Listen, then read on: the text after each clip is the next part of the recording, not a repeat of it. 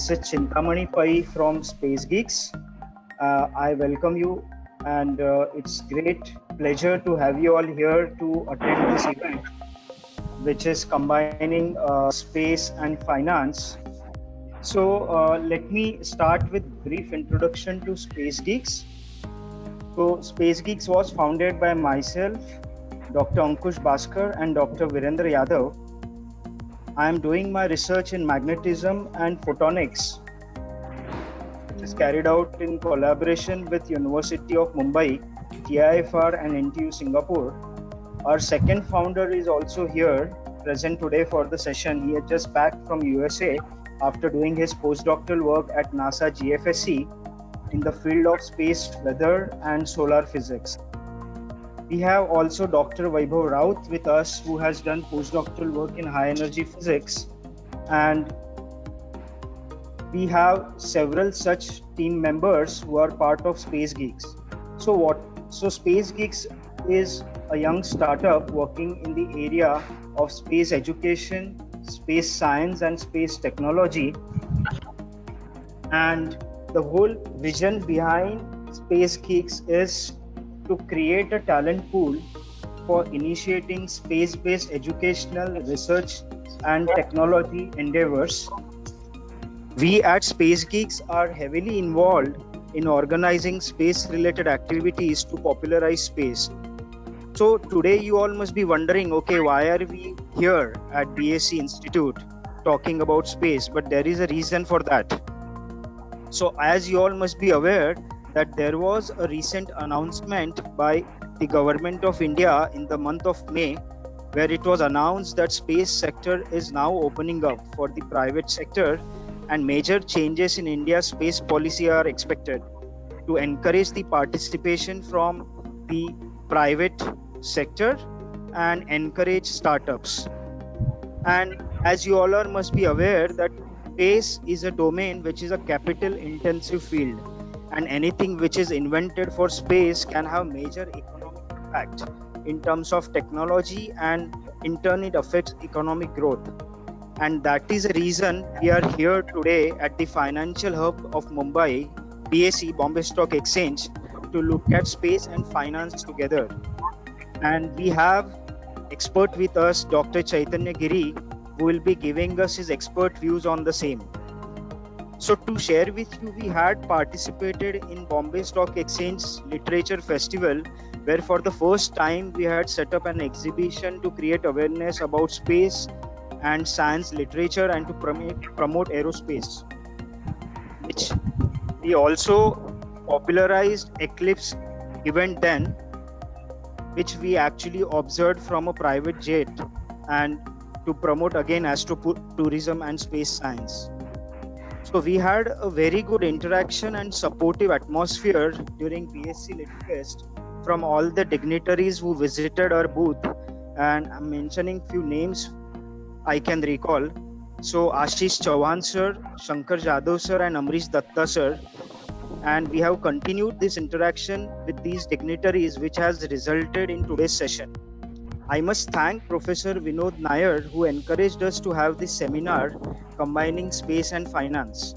And under his guidance, we took up this initiative to go with this virtual session.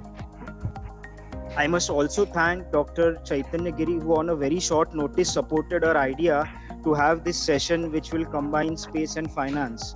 And with the current pandemic situation, we did face few delays in finalizing this virtual session, but finally here we are to start this unique session, probably of the first kind in the whole country and at the hub of financial capital of the country, Bombay Stock Exchange.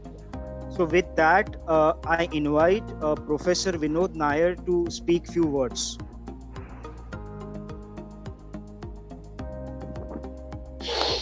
Yeah, it is indeed an honor for the BSc Institute to collaborate with Space Geeks on this venture, and we do look forward to working with them on creating a lot more awareness of space in specific and science and technology in general among not only our students but the larger student community, as well as the professionals and other audiences who we interact with. Because although India has an ancient history of science and mathematics, but the current scenario is there that the kind of awareness that is there about science or technology or space is very, very superficial, and people tend to believe just about anything, even though they might be educated and knowledgeable. So it is our duty to try our best to create awareness among everyone so that we can make rational decisions and understand potential of things while knowing it in depth. And so, of course, this specific topic of the commercial prospects of space, which is now likely to become a reality in India, is very, very fascinating. I was just reading up a little bit. I just got to know that the global space industry is expected to generate a revenue of $1.1 trillion or more in a few years. It is already over 350 billion, and so definitely there is a great potential. A lot of private companies like SpaceX and Virgin Galactic, etc., globally are already ventured into space travel and space-related initiatives. So I'm sure in India also there will definitely be a good response, and it is a fascinating new area where all of us are very keen on learning and knowing about. So I would not want to take much time of yours, because all of you would be eagerly waiting to hear the insights from Dr. Chaitanya Giri. We are indeed honored to have such an expert, and that too in a domain where there is very, very little knowledge available within the country as of now. So I would not waste much time and hand over so that the session can begin. Yes. So I invite Dr. Vaibhav to officially introduce Dr. Chaitanya Giri before we start with today's talk. Thank you. It is a great pleasure to introduce Dr. Chaitanya Giri, our today's speaker. Dr. Chaitanya Giri is the Gateway House Fellow of Space and Ocean Studies Program. Prior to Gateway House, Dr. Chaitanya Giri has worked as a planetary and astromaterial scientist for nearly a decade. He has PhD from University of Nice in France. He was a doctoral fellow at Katlenburg, Germany under the project COSAC experiment in Philae Lander Space Mission, European Space Agency Rosetta mission. He was a postdoctoral fellow with prestigious fellowship of International Max Planck Research Fellowship at the Max Planck Research Institute for Solar System Research in Germany.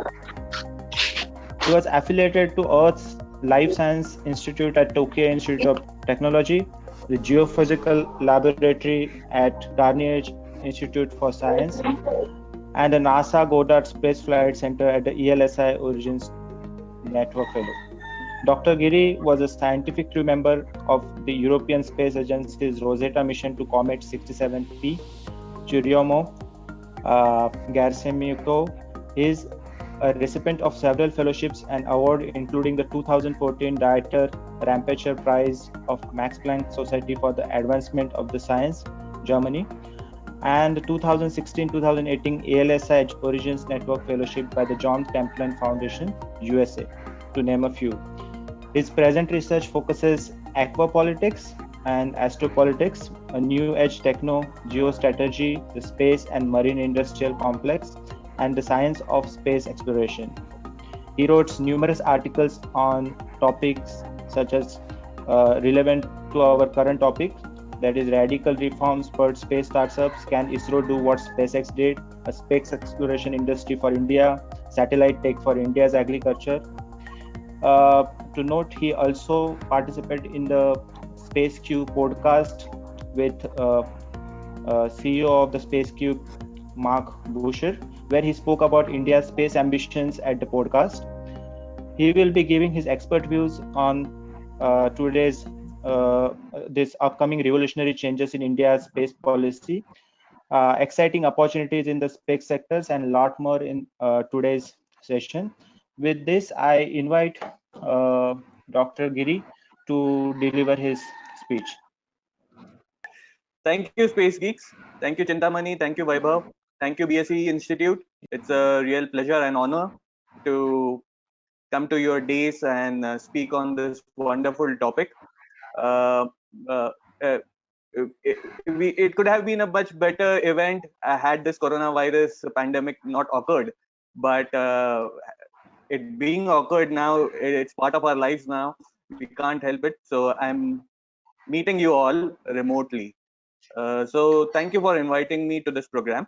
Without wasting much time, let us all jump into the topic which we all have gathered here for. And I'll start sharing my screen now. So the topic we are discussing today is venturing in space from India's financial capital. So as Mr. Nair just mentioned very rightly so, and as Chintamani and his team has contemplated, Mumbai should have its own view and its own perception on the space industry. Why do I say that? The reason being that in the past 70 years, we have identified many of our metro cities in a very peculiar manner. Let's say, for instance, Mumbai is known as the commercial and financial capital of India. You've called Ahmedabad as the textile capital of India. You've called Pune as the Oxford of the East. We've called Bengaluru, as the aerospace and space and IT hub of India. Hyderabad became the biotechnology and IT hub of India. So there have been certain industries who have made their mark, not only in India, but all over the world, and they have become synonymous with our cities. But having said that, we are in an era of immense churn. There is a lot happening all around us. We are right now under a black swan event duress, and that's why we are all sitting at home and looking at each other in this manner. Then there is we are on the precipice. We are on the edge of the fourth industrial revolution, and also we are on the edge of the second space age. Not many people realize that. And in this talk, I'll be speaking on that aspect, that less spoken aspect.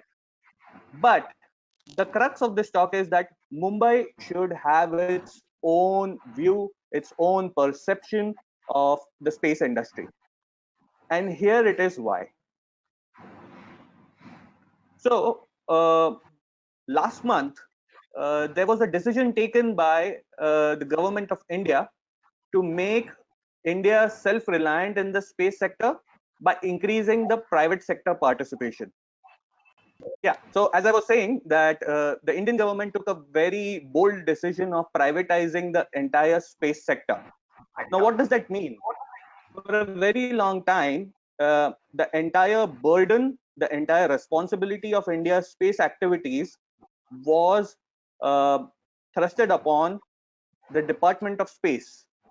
So this Department of Space sits directly under the Prime Minister's office, and it has numerous sister concern organizations, which are called the DOS laboratories, Department of Space Laboratories. And one of the biggest constituent of DOS is ISRO. So what has happened is, since the demand from the industry has grown all over the world, you see that the space industry is largely constituted by the private sector players, and space agencies like ISRO become the facilitators. But in our case, our space agency was both the facilitator as well as the manufacturer. So you would find that a lot of our PSLV rockets, our own satellites, were all built in-house in ISRO. What that did was that affected the research and development output of the space agency. Now, this shouldn't have been the case. Slowly and steadily, we should have moved on to the private sector, allow them to build all these very necessary equipments and technologies on a conveyor belt like every other industry, and we should have proceeded in that way. But better late than never. The government of India took that very wise decision only a few weeks ago, and apart from that, there were few nuances in that decision. So the goal of this entire pursuit was to make India a global space technology powerhouse. Uh, it's a long process which we all will have to undertake together, but that's the aspiration that the government has set for all of us. Then to create large scale employment opportunities. I have been saying that for a long time, that there are lakhs and lakhs of employment opportunities in the space sector, and these opportunities are not just limited for say engineering graduates or science graduates, but there is an immense scope for people from the financial, from the commercial, from the IT background, and this was waiting to be tapped, and with this particular decision it has been tapped. The third the third reform was that the government created a new sister entity to ISRO called as InSpace. Now, what that InSpace will do is it will become a meeting point for all the private sector companies. Private sector companies who have something to offer to the space program will go and meet InSpace in their office. They will discuss, and if they want to avail certain facilities that only ISRO has in India, which I'm sure there are many companies who would not have the money, who would not have the infrastructure to, let's say, test satellites or test rocket engines. But these are the facilities which only ISRO has. So what the government has done is it has created a middle link, which is InSpace, and through that link, many companies in India, many startups would want to go and avail the infrastructure that ISRO has in its gated colonies, highly secure places. Then the fourth entity is New Space India Limited, which wants to work in both supply side as well as demand side. So what do you mean by supply side in this case? So in the case of ISRO, over the years, over the decades, ISRO has created numerous technologies which have been lying unused in the private industry. So these technologies can go and help, let's say, an automobile company. They have something that will help, let's say, a heavy engineering company. They have something for the aerospace industry. So it's like an exhibition center where companies would go look at the ISRO technologies that are shown on display, pick up what they want, and get it technology transferred to them and start utilizing it the way they want. So that's the supply side. On the demand side, there are many new companies in India who have niche and novel technologies at hand, which they have built in their, which in-house. Now these companies would also want to offer whatever they've built to ISRO. Now that becomes the demand side for them. So NSIL becomes a company, a public sector company established by Department of Space, who would work on this supply demand exchange and barter. And the the fifth focus area was that the government wanted to uh, allow ISRO to go back to the original task it was made for, and the original task was to undertake cutting edge R&D, research and development of space technologies for India. So what has happened with this reform is the industry has been pulled in, ISRO has been relieved from the manufacturing responsibilities, and it is now a win-win situation for all of us. And that is the reason why I'm very appreciative of Space Geeks and BSE that you have come up at a very appropriate time to discuss on this topic. Now, I will share a minor restructuring that has happened in the government's space ecosystem. Like I mentioned some time back, the Prime Minister of India, sits on top of the entire space ecosystem. And by the way, this is only the civilian ecosystem. I'm not talking about the defense side of things. This is just the civilian ecosystem, civilian commercial. Uh, the prime minister uh, is informed and briefed by a space commission, a select group of eminent space experts and secretaries from the finance ministries, the National Security Advisor of India, the chair of ISRO, and that constitutes the Space Commission. Department of Space is the executive body, which has numerous organizations under its wing, including ISRO, which is marked here in red. ISRO is again governed by its own council. It has its own advisory board. And then all these alphabets are ISRO's various laboratories that are located in Bengaluru, Trivandrum, Mahendragiri. Then you have something at Ahmedabad, in Chandigarh, in Sriharikota, so on and so forth. Then on the left hand side, what you see are PRL, which is Physical Research Laboratory. That's the laboratory that was set up by Dr. Vikram Sarabhai, who has been the champion of India's space program since India's independence. Then you have laboratories that were set up at different points of time in India's history. National Atmospheric Research Lab, this is near Tirupati, that was set up in the 1990s. Space Application Center, this Space Application Center works specifically on payloads. Payloads are the instruments that go on to satellites and spacecrafts. Then SCL is Semiconductor Laboratory, which is based in Chandigarh. IIST is Indian Institute of Space Technology, which is located in Trivandrum. It's a university where very good new generation space scientists and engineers are being trained here in India. And like I mentioned a few minutes back, InSpace and NSIL are the newly created. NSIL was established last year in 2019. InSpace is last month. NSIL is working on the supply side. InSpace is working primarily on the demand side, and they two are supposed to now work in unison. But in all this, we are only talking about ISRO. We are only talking about what ISRO will do.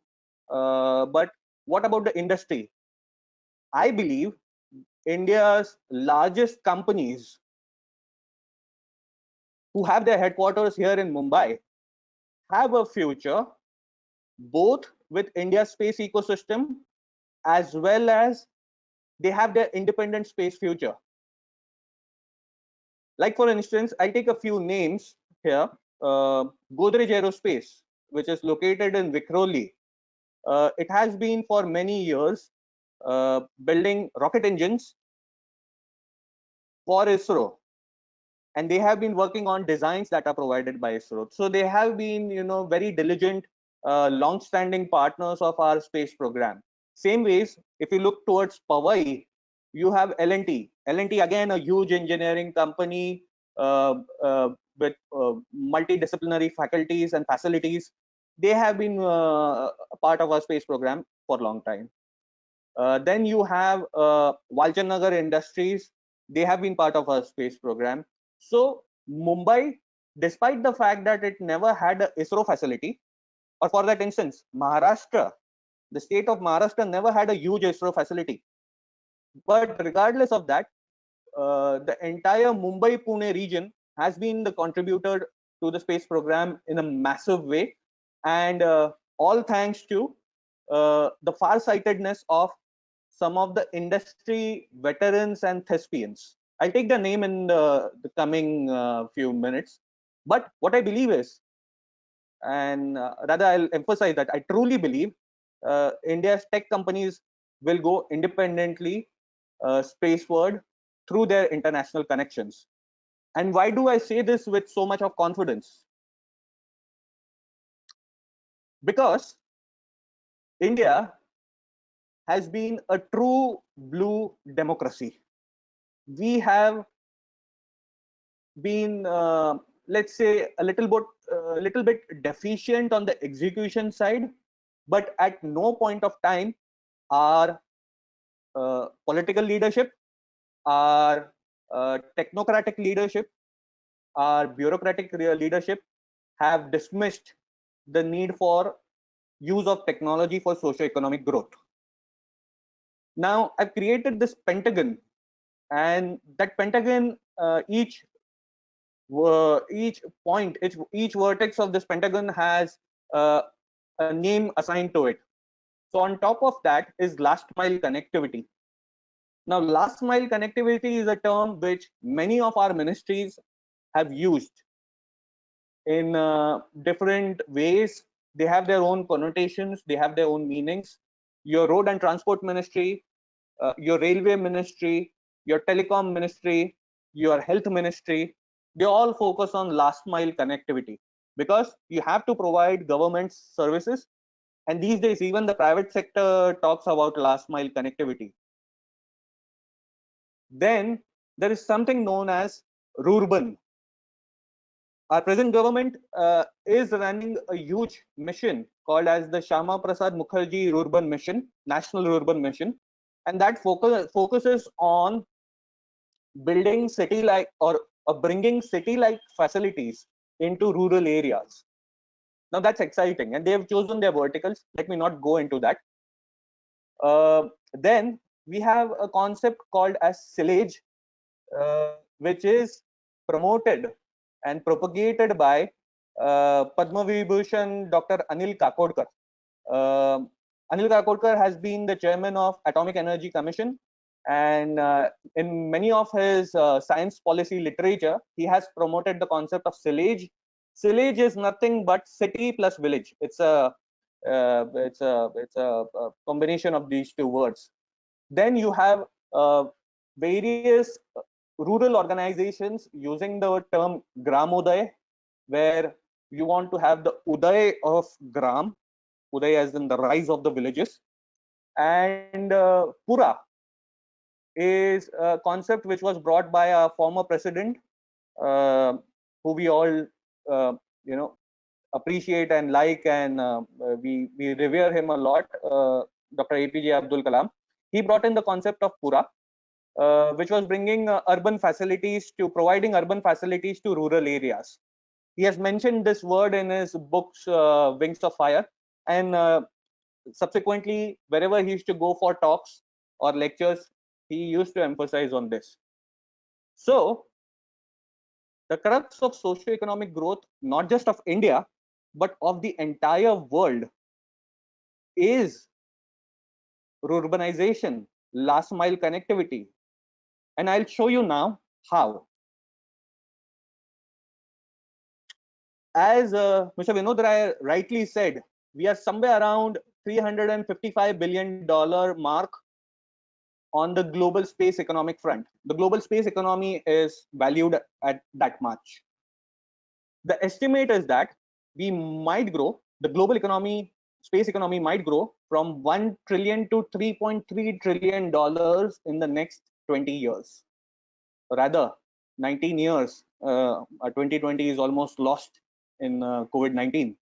So there are numerous, divisions, or rather I say segregations coming up within the larger space industry. So to bring to your notice, space industry is not just rockets and satellites. It is also about the space services industry. Then there is a space service equipment industry, which can build equipments of diverse sorts. And these are not, again, fixated to satellites and rockets. There's much more to it that we need to comprehend. And then there is the space service user industry, where you are the consumer of the space service data and you're paying for it.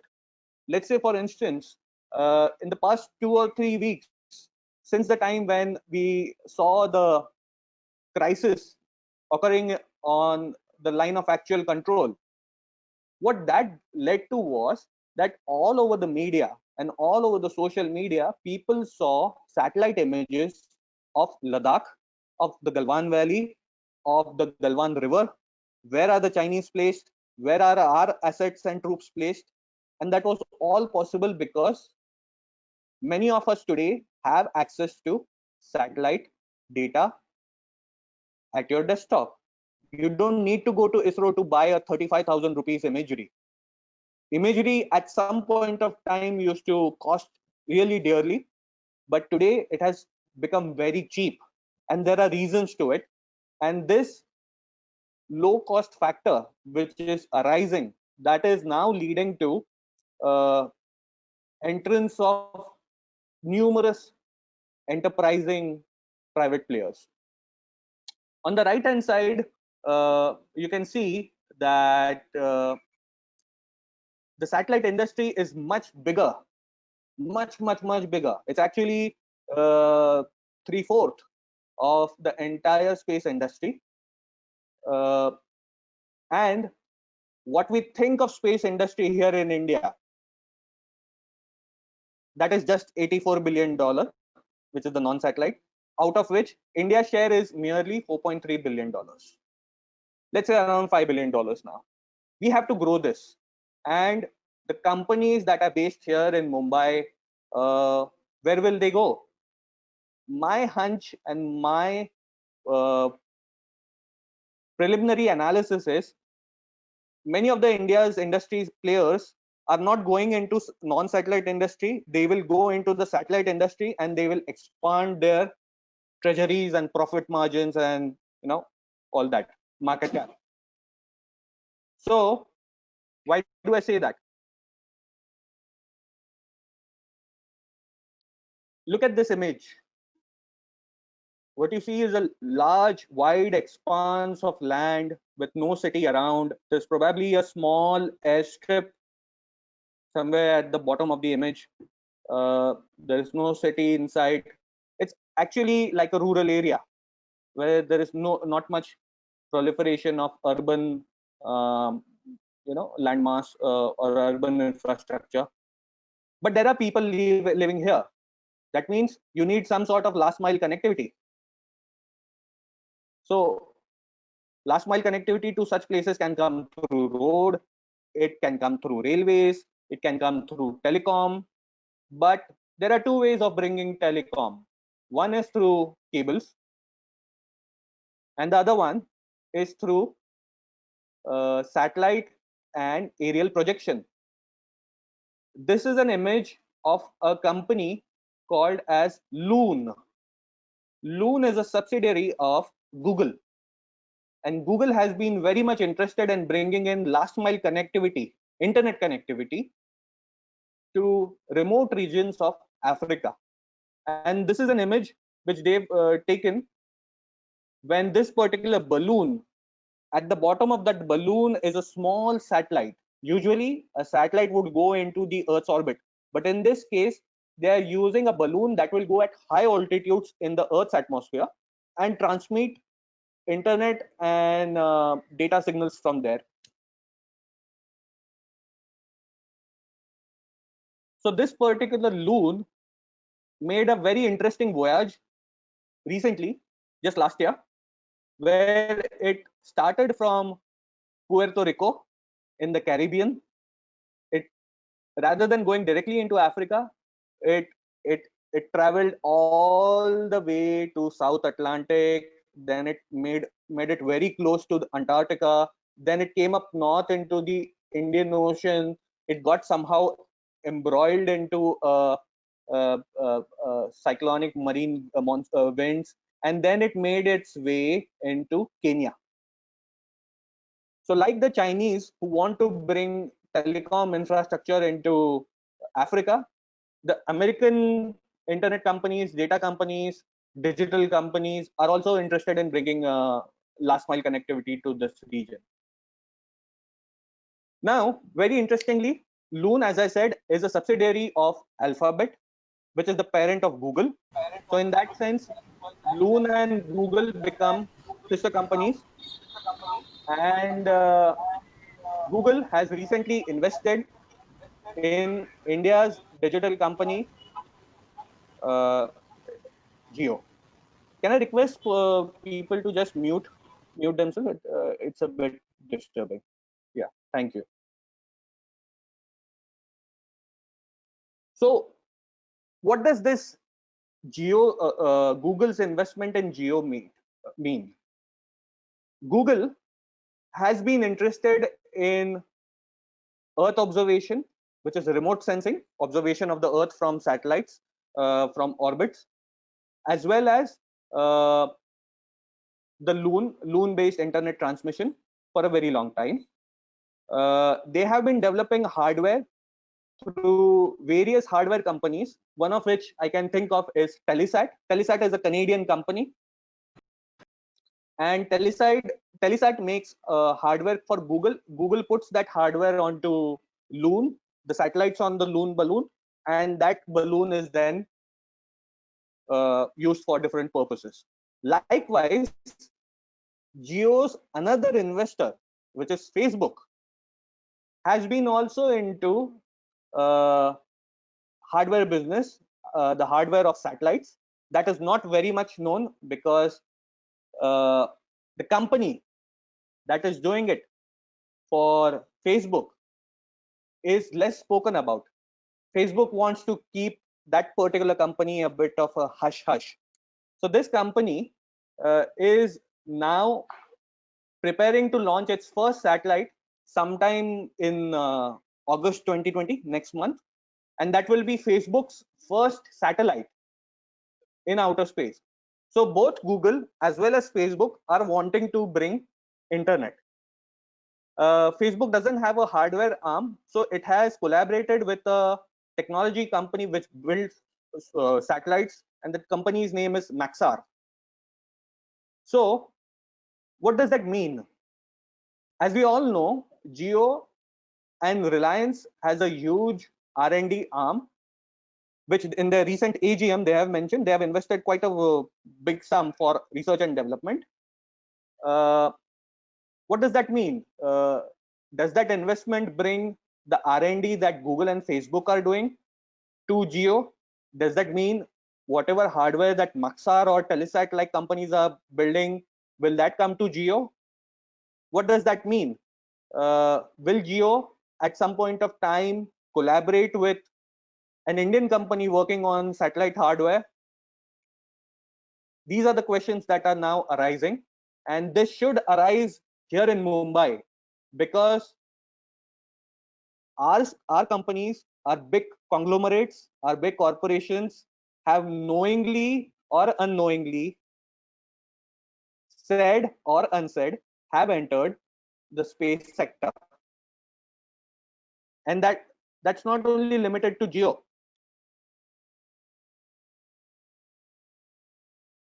OneWeb, recently, Her Majesty's government, the UK government, and Airtel's parent company Bharti Global committed roughly around, so Bharti has stakes of around 45% now in a company called OneWeb along with the UK government.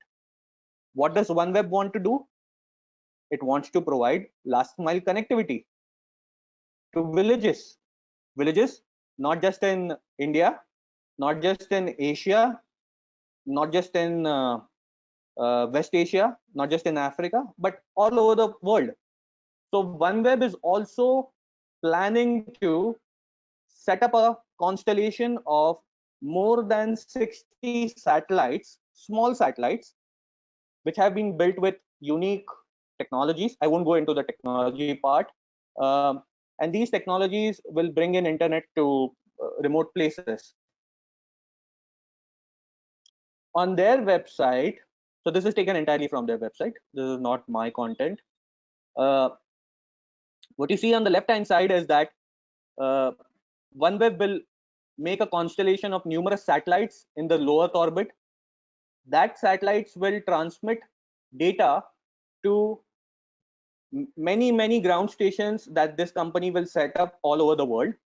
That ground stations will then pass on the data to user terminals, which will be located in offices, in your houses, and you can get an internet, a good 5G internet through this way. So there is no need for optical fibers. There's no need for setting up extensive ground infra. There's no need for unnecessarily digging in roads, which we are quite accustomed to here in India. Again, here as well, Bharti's subsidiary is Airtel, and Bharti has now become an investor in OneWeb. But has OneWeb built all these technologies? No, not really. Again, a similar diagram. So Bharti here is the Indian digital services investor. We are investing in a company called OneWeb, which is an international space services industry company. This company does not build its own technologies completely. It is reliant on many existing space companies. And in this case, the satellites that OneWeb is wanting to build, those satellites are coming from a mega corporation called as Airbus Defence and Space. Airbus, as we all know, is an aerospace company. It is also into space manufacturing. It has built numerous satellites, spacecrafts. It has built several components of the International Space Stations. It's a proficient it's a proficient company with a long history and great credentials. So that's one way of collaborating.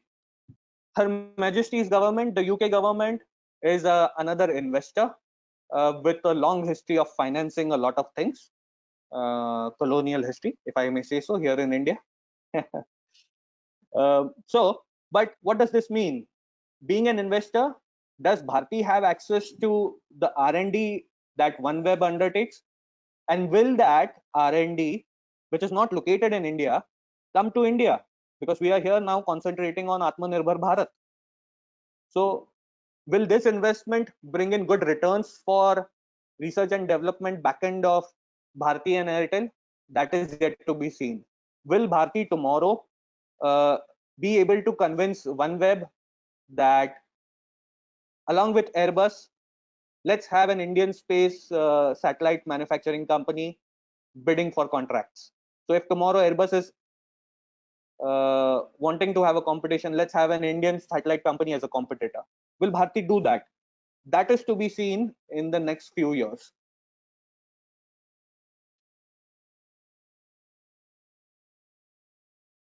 Like I have said, industry has always been the epicenter of the space programs all over the world.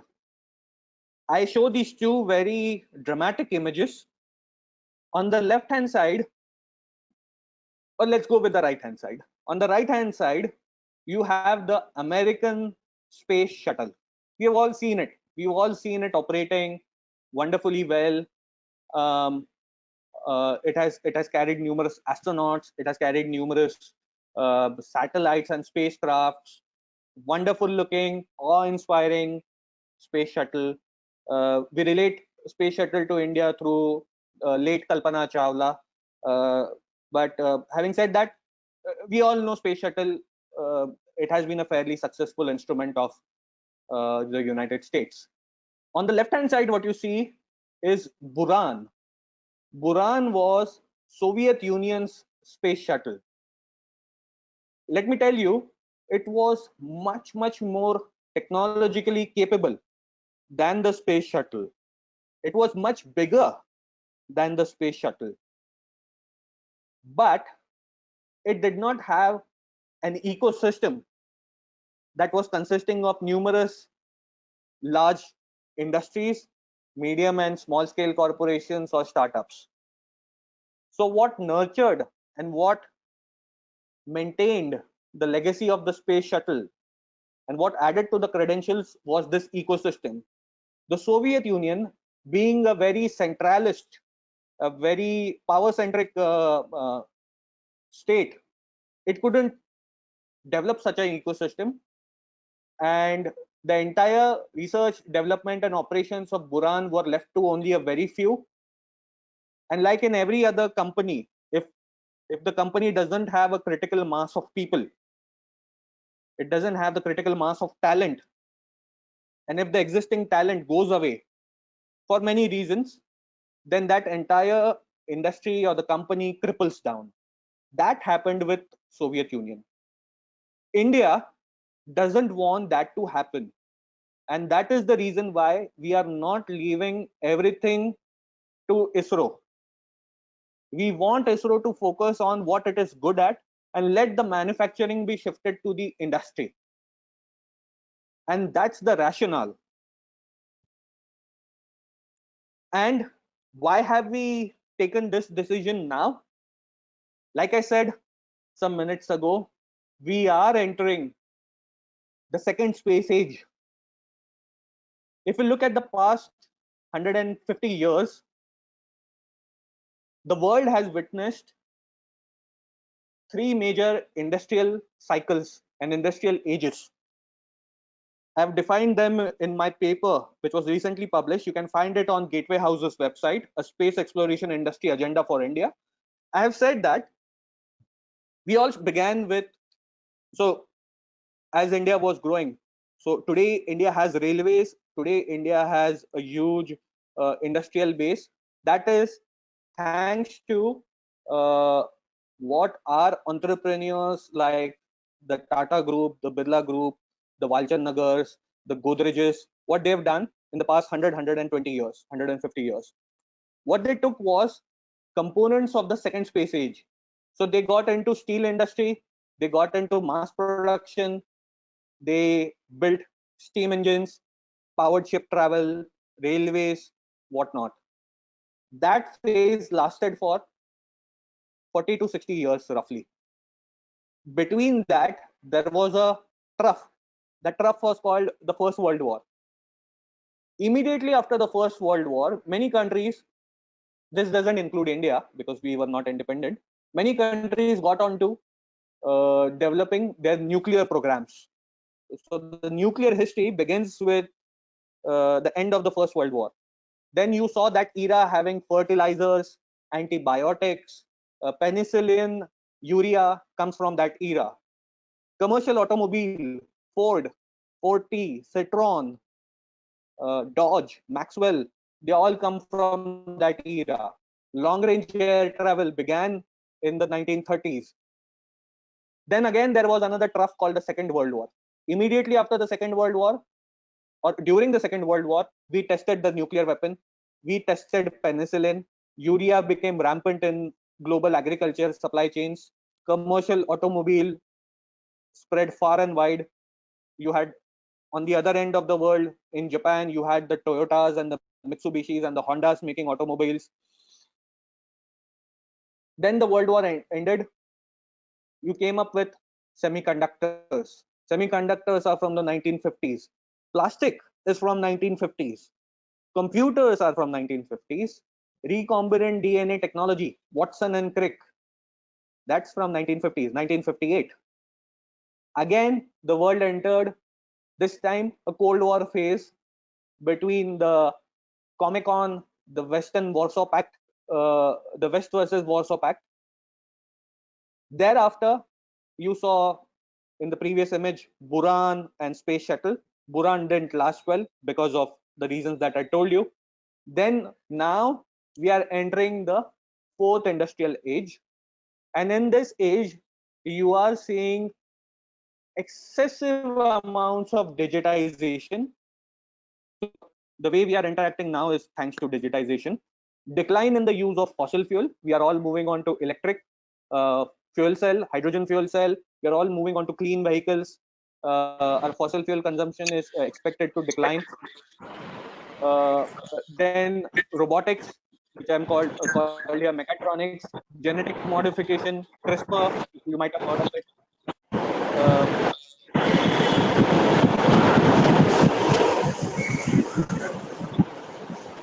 Can I ask, sir?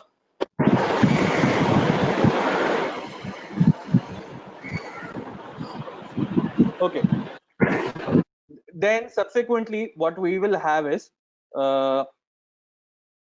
or what we are facing right now is the increasing decoupling between the Western systems and the Chinese camp, and that is coming up now.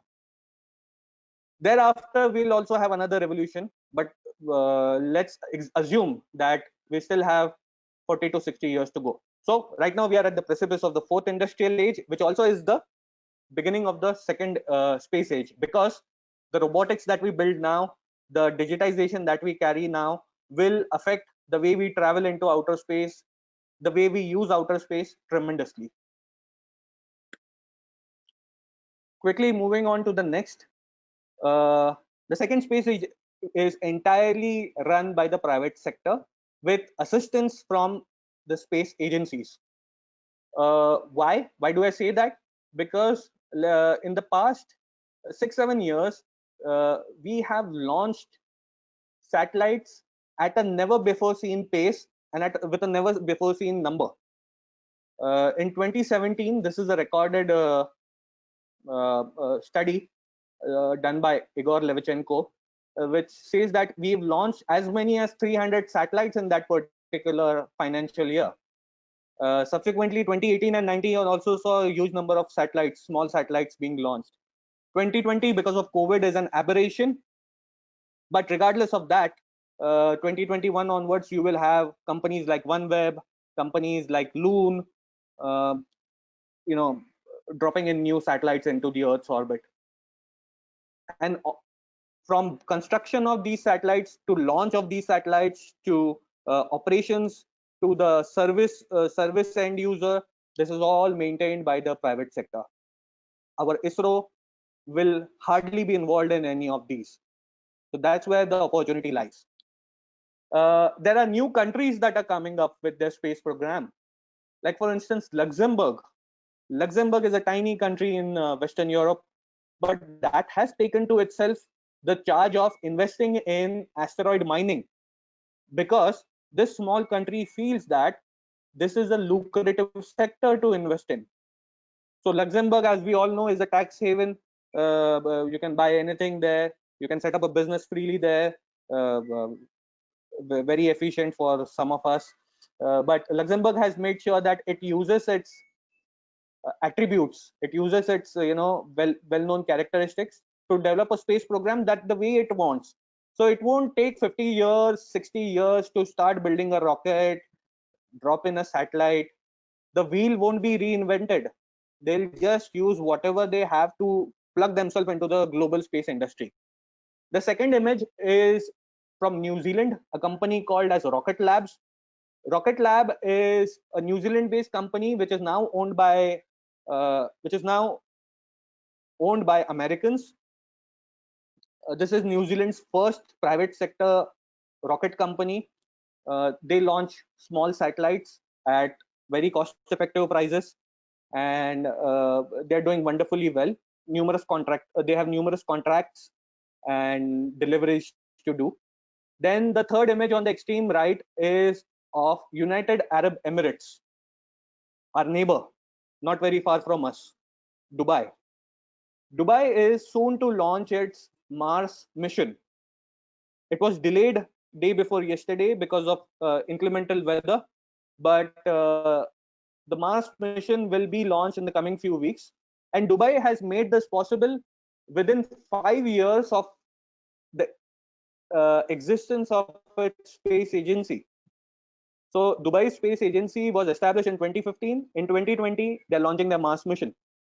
Our space agency, just for a reference, was established in 1969, and we've launched our mission in 2013, our Mars mission in 2013. That also shows that countries are not interested in reinventing the wheel and waiting for long periods of time to get into the space industry. And these countries are engaging their industries like never before. The industry is a major stakeholder in whatever decisions their government and their space policymakers are contemplating. I'll give you another image. this is pretty fantastic. I really like the design.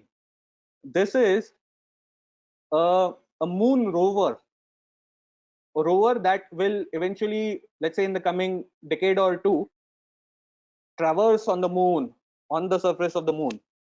Now, this rover is built by Toyota. Toyota are car companies. They sell Innovas and Fortuners here in big numbers. On the moon, they will be selling quite a few of these. So these rovers are built by Toyota for the Japanese Space Agency. You can see the XA. That XA comes from JAXA, which is the Japanese Space Agency. And they are not building it for themselves. What the Japanese are contemplating is that this vehicle will be used by a huge infrastructure that will be coming up through international collaborations and consortiums. So let us take a break here. Why are we speaking on all these issues? Why is it so relevant to us? So just hold on. I'll just shut down my window. There is a fumigation unit that has come because of COVID. Just hold on.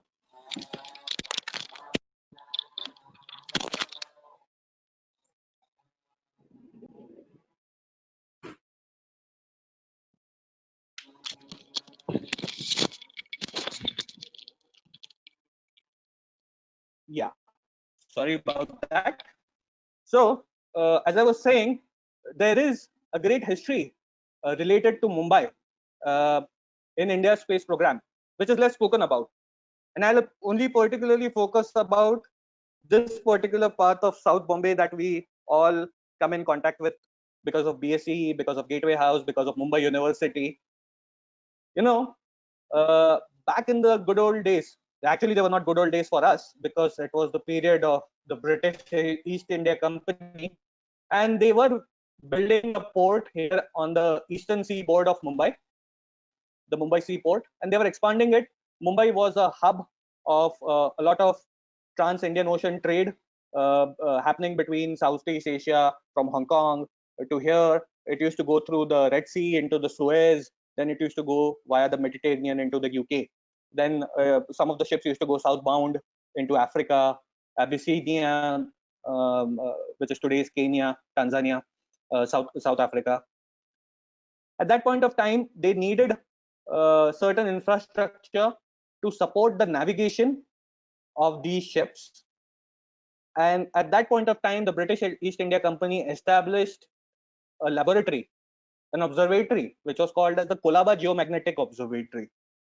This was established in 1823, a couple of decades before our first war of independence. This laboratory today, or this observatory today, is called as Indian Institute of Geomagnetism. Not many of us know this laboratory. This is located in Navi Mumbai, and it has such a rich history to it. Mumbai, for the Britishers and for the efforts that we all Indians put in subsequently, has always been linked to the first space ages.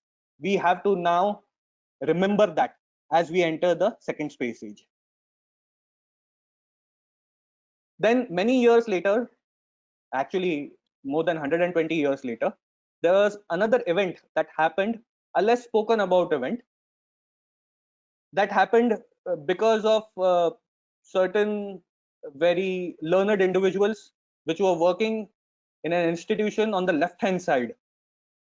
I don't know if I know many of us here in the audience would identify this building. This building is the Institute of Science, which is not very far from Mumbai University. Institute of Science was very instrumental in the establishment of two very important laboratories: the National Chemical Laboratory, which is based in Pune, and the National Physical Laboratory, which is based right now in New Delhi. And why do I take these two names? Because NCL at some point of time was involved in the R&D on fuels necessary for the engines of our rockets, the ASLV, the SLV, the PSLV. The NCL has a big contribution to that.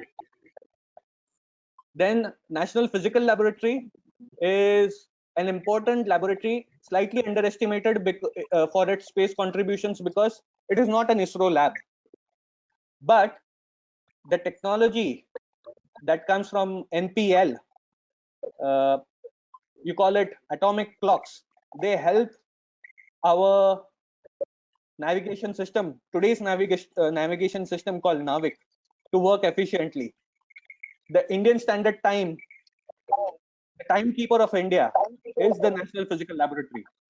And although the Institute of Science, which is not doing as great as it used to do in the early days, has been instrumental in setting up these labs.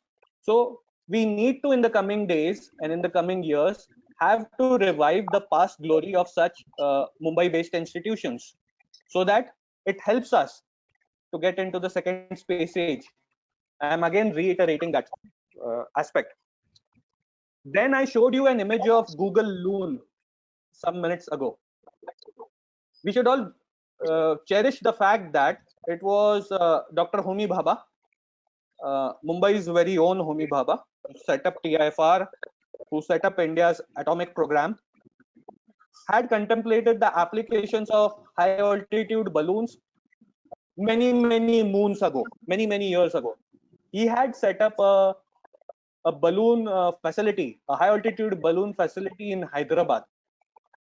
But the only problem happened because of his untimely demise was that he was able to, before his demise, propagate the scientific applications of these balloons. Nobody later on contemplated the commercial applications of whatever science these balloons could have done. Nobody contemplated that India could have done its own Google Loon many years ago, had we used these balloon facilities for commercial aspects. It's important that as soon as a scientific application or as a scientific experiment is done, or as something or some prototype is made, we should try to see whether it can be immediately commercialized. And this is a tendency we should develop here in Mumbai. We should look at it from a commercial angle. Then the third person that we all can think of and revere is Vikram Sarabhai. Vikram Sarabhai is the father of India's space program, as he's called that way. He has been a doyen of many institutions, including the Indian Institute of Management, Ahmedabad. Sarabhai was quite instrumental in setting up India's space program, showing it the vision, and much of Sarabhai's vision is carried even today by many of his students who later on attained leadership positions in ISRO. Had Sarabhai been alive for a few more years, I'm sure that the acumen that he showed while building the Sarabhai group of companies in Gujarat, while building the Indian Institute of Management, he could have filled the gap between commerce, finance, as well as science very efficiently. But since we have now recognized this aspect, we should carry this thought forward. And why do I say that?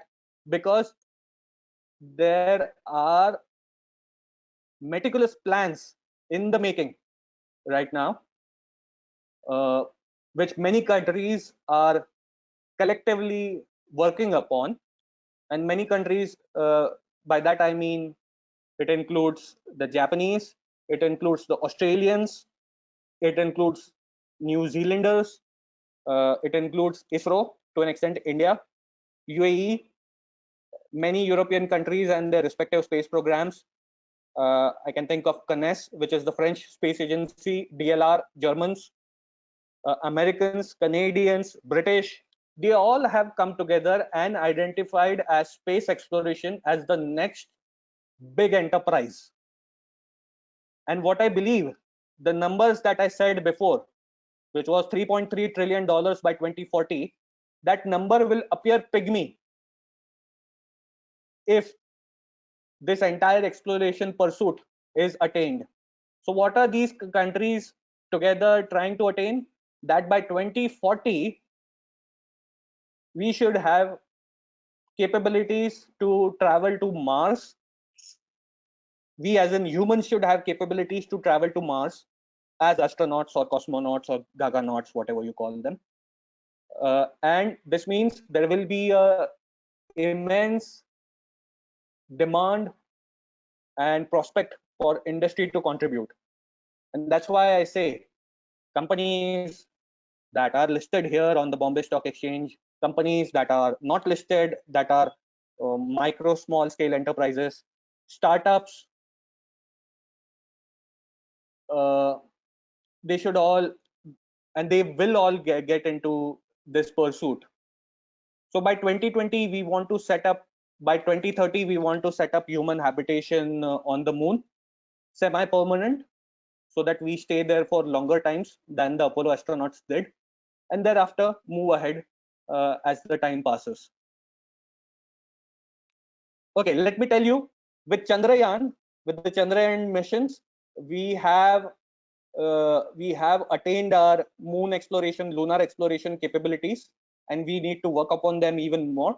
And with the Mangalyaan Mars orbiter mission, we've already been to Mars. Now it is time that we do these missions in quick successions. Like for instance, it's been 7 years since Mangalyaan. We haven't had a mission to Mars in all these 7 years. We shouldn't be waiting for this long. We should have a Mars mission going to Mars at least once a year, at least once a year. And to make that happen, the participation of industry is a must. I don't say that industry should contribute with an altruistic purpose. Look at the commercial angles.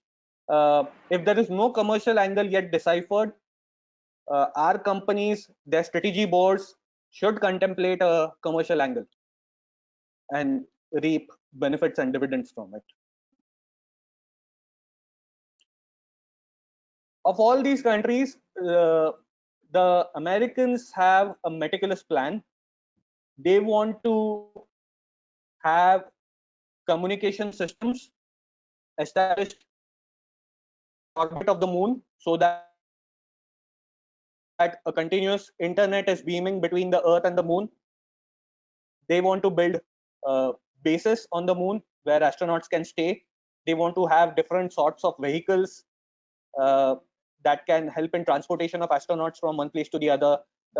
These instruments can help in doing some geological surveying of the moon. And in all these aspects, the Americans have deeply involved their industry. We should be doing the same.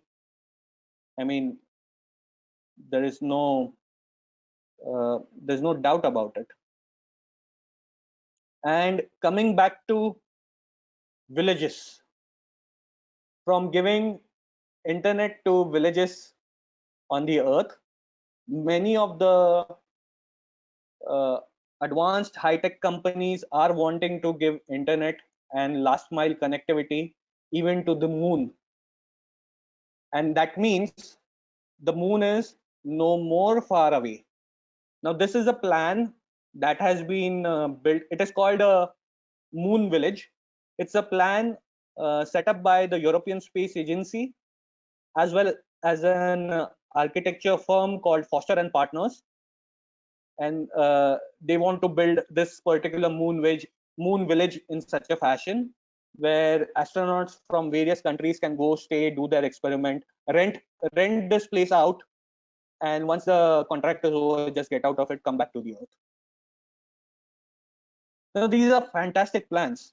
Shouldn't we get into it? Yes, of course, we should. And this is the time to do it. And that's why privatization is very important. And who will take us to the moon, who will take us Indians to the moon. The first of the missions to happen is Gaganyaan. Gaganyaan is first pilot mission in which 3 astronauts will be taken to the low Earth orbit. They will stay there for a couple of days, uh, experiment, see whether all the systems are working fine. They'll come down, and subsequently, India is also wanting to set up a space station in the low Earth orbit by the year 2030. So it's not far from now, 10 years. Can we do? Can we make a space station in the next 10 years? Hell yes, we can, and we should. Uh, and again, in that, at the peril of appearing and sounding repetitive, uh, we are wanting the industry to play a greater role. Thank you. Thank you, Dr. Chaitanya Giri. It was a very so much enlightening talk about the upcoming, what we are looking for to open up space sector, and it was very much enlightening, and we learned a lot in this talk. And in fact, you happen to mention Indian Institute of Geomagnetism. So here we one of our co two of our co-founders of Space Geeks, in fact, are they did their PhD from Indian Institute of Geomagnetism, and even I collaborate with them.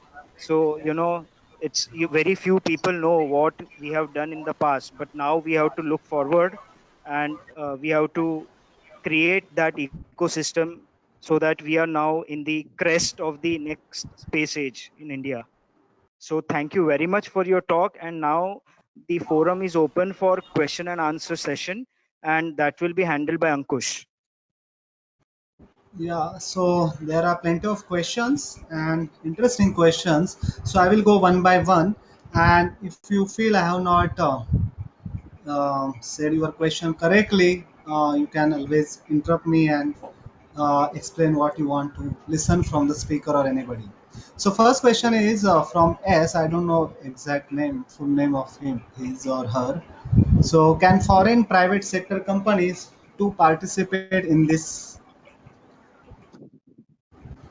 So that is Yeah, the question. So the yeah. can private Can I answer companies that? participate in this? Can I answer that? Yeah, Go Yeah, ahead, Chaitanya. yeah. yeah, Please go ahead. yeah, This is for yeah, you only. yeah.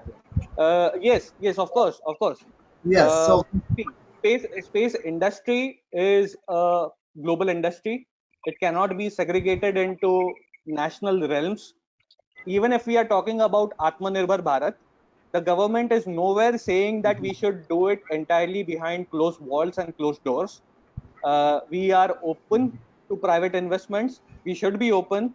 The only thing is, when private players are wanting to come here in India and make the most out of the talent that resides here, the government is expecting that they set up a certain kind of R&D facility and make the most out of the talent and their creative abilities.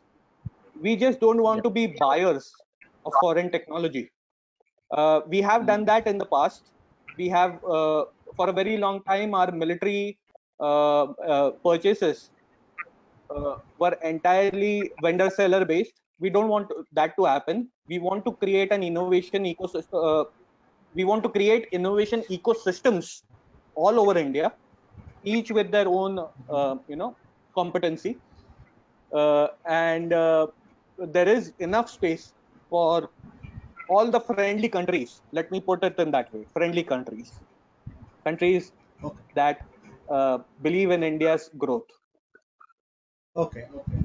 Okay, so next I think question from Anushka Kapoor, which is I think connected to this. What could be the pros and cons of this collaboration? Okay, almost you might have answered. Mm, I mean, like, see, it will have to be studied on a case-to-case basis. Who's coming in? Who's investing here? What are the reasons Right. of investing here? What does the industry benefit?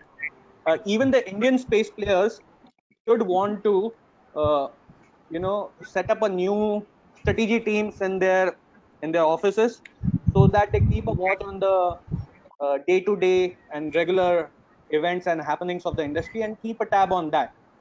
So being knowledgeable and being informed about nuances is very important.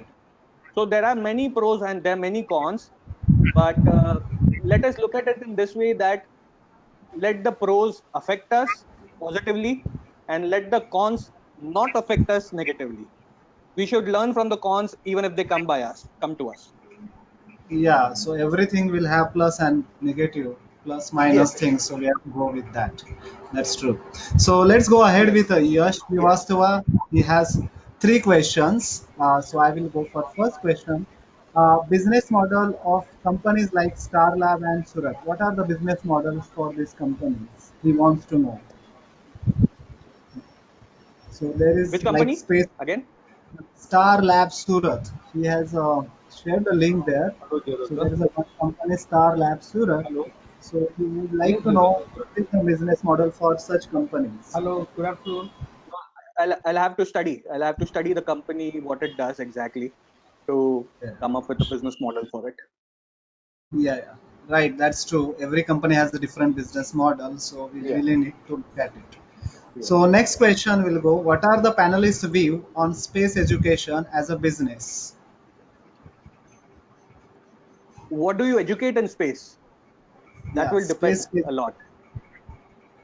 So are you educating? See, space is a highly diversified sector. Rather, Mhm. it is not a sector at all. In my slides, I have shown you there are companies like Airtel and Jio. There are companies like Airbus, Defense and Space, and these are only a few companies that I have mentioned. And Mhm. I have specifically restricted myself from mentioning um, your SpaceX and your Blue Origin. I don't want to get into that because that takes us into a completely different direction. They exist. I acknowledge their existence, but what you need to understand is there is immense scope for the automobile industry. There is immense scope for your pharmaceutical industry, uh, so that your astronauts are healthy and wise in space. Then you have enough scope for the food industry. What will the astronauts eat? They will eat something, right? So make something good for them. Make something healthy, nutrition, and something that doesn't spill all over the space station. Food industry again. There you have a immense scope for materials industry. Those who are able to build habitats, those who are able to build spacecrafts, light equipments. Telecom industry is a natural relative of the space industry. So numerous opportunities, and each of these industries will require people with a certain set of talents. Like for instance, I'll give you my example. I Although I am an expert in space, although I have worked in the space sector, I am not a space engineer. I am a chemist. I've done chemistry. I look at space from a view of material and chemical sciences. So people from diverse backgrounds will be able to make it into space. You don't need to have that word space in your academic programs and academic degrees. You just need to know how things work. That's it. Yeah, that's true. Okay, so one more curiosity Yash has. The next he wants to know what is your view on SpaceX versus Blue Origin with respect to space mining. Neither is SpaceX into mining, neither is Blue Origin into mining. Both the So, companies are into transportation. They are focusing entirely on transportation services. transport, Yes. They are now getting into right? internet services, but again, mm, that has nothing to do with mining. Mining is a Yeah. very But what do you think? expensive. Suppose in future, No, I'll tell you what.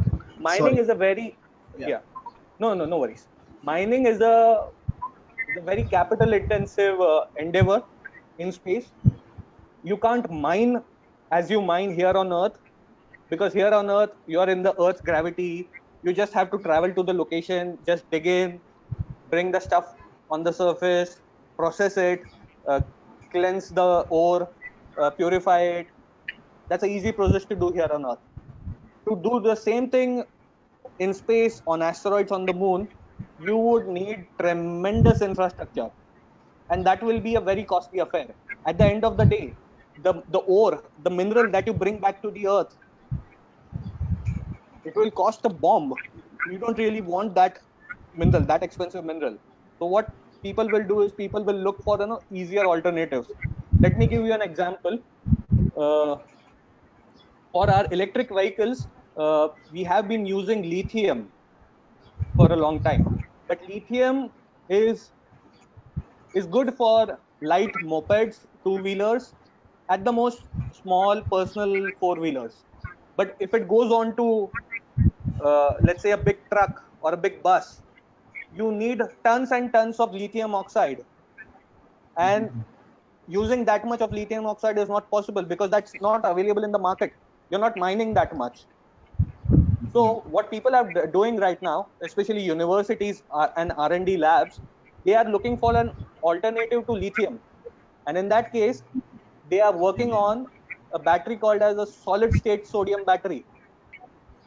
So sodium is easily available, it's in your salt. Convert that sodium into solid state, use it, and in the preliminary trials of the prototypes, solid state batteries have shown tremendous promise. There are a few other alternatives, but let me not get there. But yes, uh, uh, see, business, we are proposing a business. Mining, if it's cost effective, uh, it will prevail, it will happen. Mining, if it is cost inhibitory, I don't think mining will ever happen. So what are the means just my curiosity, what are the new means the laws of mining? Suppose somebody goes and start mining the moon, there should be some international agreements on that, right? Space laws.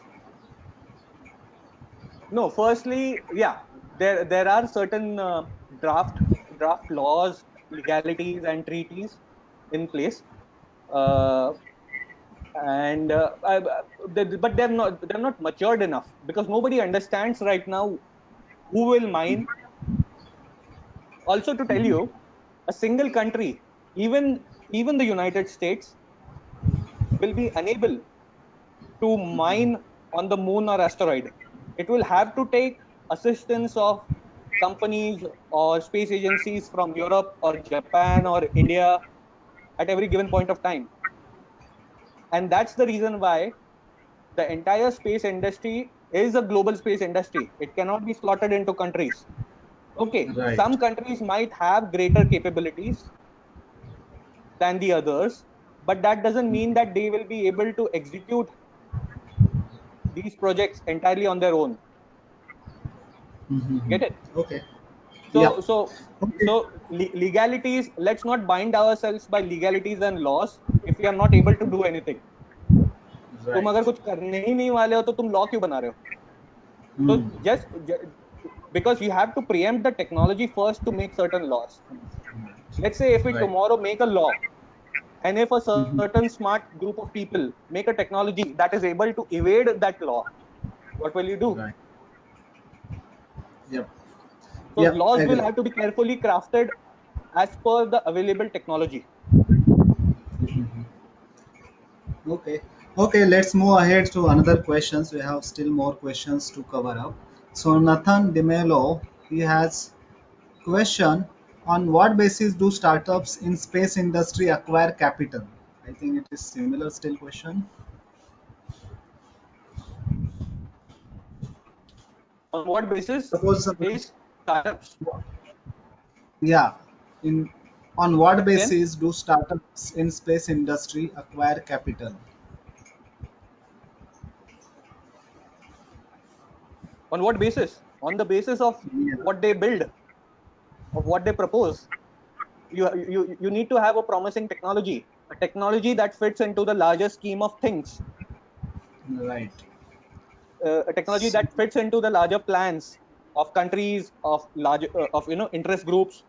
Uh, and if it doesn't fit anywhere, and at the same time if it is still path breaking, then you that startup should be able to lead the contingent. mhm. And That's true. see, and investors would need to acknowledge if there is something path breaking to come. Yeah. So it depends on both the investor and the investee. Right. Okay. So next, I think it's a comment by Aditya. Signals going to satellite and coming back will have higher latency and cannot provide high response times, though they can provide high speed downloads or uploads. So may not be good for telephony, etc. Or OneWeb may use it only for the data or net. That's what his comment. If you have to say anything more. No, you're right. You're right, and that's the reason why a lot of transponder technologies are also being worked upon. For instance, the outgoing satellite technology were using radio frequency ranges. People are now wanting to use optical communications. With the use of Mhm. optical communications, you are reducing the latency by a few order of magnitudes. So I don't think that problem will arise once optical communication comes into sight. And apart from Right. that, in the previous days, we were looking at one huge communication satellite located in geostationary orbit, 36,000 kilometers from the surface. In this case, you have numerous satellites which are working in unison. They are part of a huge network of satellites, constellation, and they are present in the low Earth orbit. So it makes a lot of difference that way. Right. Okay. Okay. So one more Aditya has query. Why are the Indian companies not contributing to space companies in other countries? Why do they need to wait for India to open up?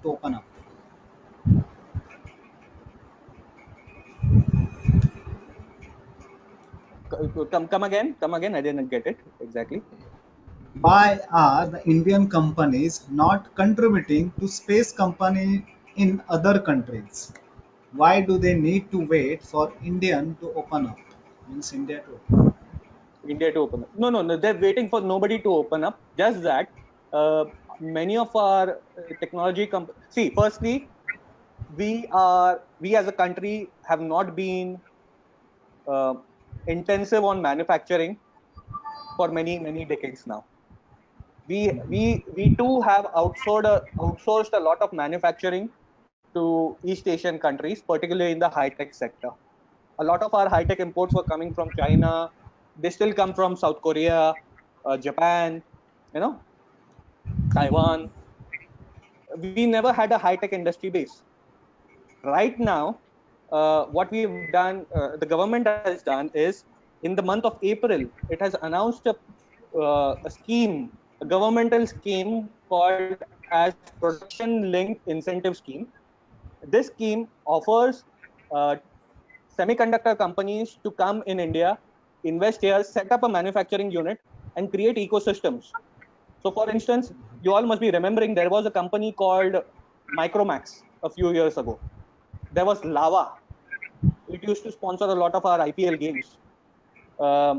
These companies used to assemble their mobile phones here in India. The reason because we didn't have semiconductor companies here, those who were making chips. So we have to start from there. So once you start making chips, once you start making semiconductors, once you start making batteries and whatnot here, you actually have the foundation to build up a high tech sector. And that has happened only in 2020 now. So henceforth, you would see that Indian companies will also start investing in global players. Let's say, for instance, in the AGM that happened of Reliance a few days back, uh, there was this very peculiar statement that was made, and it was that Geo is both 5G ready and it is able to go 5G and beyond. So that means there is a contemplation that we are there is a contemplation for 6G. There is a contemplation for 6G plus. That might not come all over. It might be restricted to urban centers. But if you want to provide 5G to rural India, you will have to go through the spaceway. And that's why I believe when I showed the flowchart of Geo and Airtel, I believe that our companies will have to take an unconventional path of getting into the space sector, because other countries like Luxembourg, UAE are taking that unconventional path. Yeah, that's true. Okay, It won't be as simplistic as we believe in. right. Yeah. Okay, so let's move ahead. Hope it answers Aditya's queries. And this is from Dr. Mukherjee. So his son is aerospace engineer, and he has done MS from Southern University, UK. He has the credit of 2 registered patent on UAV. Presently, he is associated to NESAC. He is facing issues to manufacture and marketing the same. How how he can help his son? He is seeking some suggestion from you or us, somebody. I mean, wait for a more liberal drone policy. Yeah. No, things will open up. The government just this week has acknowledged that it needs to really revamp the drone policy and make it inclusive, because uh, the existing incumbent drone policy is inhibiting a lot of drone based activities. Uh, Mhm. so I think, yeah, things will open up uh, very soon. Okay, Bright good. days ahead for UAV people. Yeah, we need some patience. That's it, You maybe. need some patience. Yeah. See, because technology is evolving in such a rapid manner that it's very difficult to keep pace with the policy making. The government has to Mhm. think of both the commercial considerations, the economic considerations of a certain sector, as well as the security implications. Since we are Okay. in India, and since we are surrounded by a predatory neighborhood, you know which countries I'm referring to, we have to be a bit more careful. Okay. Okay. Okay. So Devansh has one quick question, and other guys also, but I don't know whether we have time enough. But I will just take one. Maybe this is important question. So Ankush, I how think this webinar? Ankush, I think we'll just take one question, and after Yeah, this that, is the last yeah, question. yeah. Yeah, I think this is useful question for everybody. So Devansh has asked, so how this webinar is useful for the finance people? So that's what. See, the webinar may not be directly useful for the finance people, but it will be useful for the companies that are listed in your stock Mhm. exchanges. If they start taking decisions in a certain way, if they start investing wisely into the global space industry, then the market cap of your stock exchange will only grow. And as it is said by a few wise people, that the next trillionaire will be a space entrepreneur. So you should keep that factor in mind. So it might not be a tangible effect on the people from the finance sector, but it will come through the companies that are listed on your stock exchange. So see it in that way. For the finance side of things, let me assure, the trading that you do, there is a huge amount of satellite component in it. The way, I mean, no, unlike in the good old days when people used to come to the Dalal street, wait there, read the ticker. People don't do that anymore. People are sitting at homes. How has that happened? That has happened because of space technology, right? So look at it in that manner. Look at it in more broader perspective, uh, and yeah, that should help. Right. That should help Today's all of us. nowadays it is having the shortest time to list the changes in the share prices, which Exactly. exactly depends on the satellite technology. Yep. Yep. Uh, so with this, I hand over session to BAC team member to go for vote of thanks for this session. Thank you very much, Dr. Chaitanya Giri, for having this session and enlightening us about the upcoming space age in India. So with that, I hand over to BAC team member. Yeah, good afternoon. I hope I'm audible. Mervin, can you confirm? Yes, Yeah, Komal, you're This is audible. Komal. Yeah, Komal. I'm academic associate. So on behalf of BSc Institute Limited, I would like to extend a big thank you to Dr. Chaitanya Giri to address our students and audiences through this webinar. We would like to also thank Space Geeks, Mr. Chintamani and Dr. Vaibhav for the collaboration and organizing such a unique session. And I'm sure our audiences have great insights to take back with them from this session. So, yeah, once again, thank you everyone for being a part of this webinar today and being such a great attendance. Yeah, thank you so much. Yeah.